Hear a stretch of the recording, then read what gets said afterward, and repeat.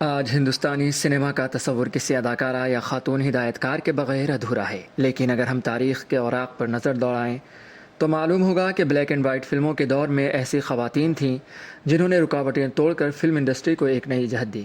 انہی خواتین میں سے ایک خاتون قابل ذکر ہیں جن کا نام تھا فاطمہ بیگم۔ فاطمہ بیگم فلم انڈسٹری کی ایک مشہور شخصیت رہی ہیں جنہیں فلموں میں کام کرنے کے ساتھ ساتھ فلمیں بنانے کا بھی شوق تھا۔ 1892 میں ایک مسلم گھرانے میں پیدا ہونے والی فاطمہ بیگم نے اپنے کریئر کا آغاز اسٹیج اداکاری سے کیا۔ اس کے بعد انہوں نے فلموں کا رخ کیا۔ ان کی پہلی فلم ویر ابھیمنیو تھی۔ اس وقت فلموں میں خواتین کے کام کرنے پر پابندی تھی، لیکن فاطمہ نے اس روایت کو توڑا اور اپنی پہلی ہی فلم سے اسٹار بن گئیں۔ اس دور میں خواتین کے کردار صرف مرد ادا کرتے تھے۔ فاطمہ نے خود کو ایک اداکارہ کے طور پر منوا لیا تھا، لیکن وہ صرف ایک اداکارہ نہیں رہنا چاہتی تھی۔ یہ کچھ مختلف کرنے کی خواہش تھی جس نے فاطمہ کو سمت کے میدان یعنی کہ پروڈکشن کے میدان میں کھینچ لیا۔ انہوں نے اپنے پروڈکشن ہاؤس فاطمہ فلمز کی بنیاد رکھی، جس کے بینر تلے بننے والی فلموں کی وہ نہ صرف ہدایت کاری کرتی تھیں بلکہ اس کی کہانی، پروڈکشن اور اداکاری بھی خود کرتی تھیں۔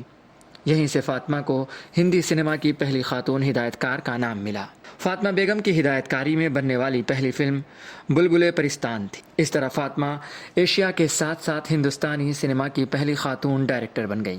کمال یہ ہے کہ فاطمہ کا فلموں کا شوق یہی نہیں رکا۔ فاطمہ چاہتی تھیں کہ ان کی فلم برسوں یاد رہے، اسی لیے انہوں نے اپنی فلم کے لیے بہت زیادہ خرچ کیا۔ ایک طرف تو اس بات کی تعریف کی جا رہی تھی کہ ایک خاتون نے ایک فلم کو ڈائریکٹ کیا ہے، تو دوسری طرف اس میں دکھائے گئے وی ایف ایکس پر تالیاں بھی بج رہی تھیں۔ وہ فلم تھی بلبلِ پرستان، ہندوستانی سنیما کی پہلی سائنس فکشن فلم۔ کہا جاتا ہے کہ فاطمہ نے اس فلم کے لیے بہت زیادہ خرچ کیا تھا۔ اس فلم کو بنانے میں تقریباً اس زمانے میں لاکھوں روپے خرچ ہوئے تھے، جو کہ آج کے حساب سے کروڑوں بیٹھتے ہیں۔ فاطمہ بیگم کی ہدایت کاری میں بننے والی آخری فلم 1929 میں ریلیز ہوئی تھی۔ اس کا نام قسمت کی دیوی تھا۔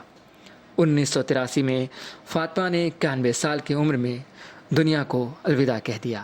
تاریخ بتاتی ہے کہ جب بھی کسی نے کچھ کرنے کی کوشش کی ہے تو اس نے اپنی منزل کو پا کر ہی دم لیا ہے۔ اس لیے ایک شاعر کا شعر یاد آتا ہے کہ میں کبھی اپنے ہاتھوں کی لکیروں سے نہیں الجھا، مجھے معلوم ہے قسمت کا لکھا بھی بدلتا ہے۔ تاریخ جب بھی پلٹی جائے گی، فاطمہ بیگم کو ہمیشہ یاد رکھا جائے گا۔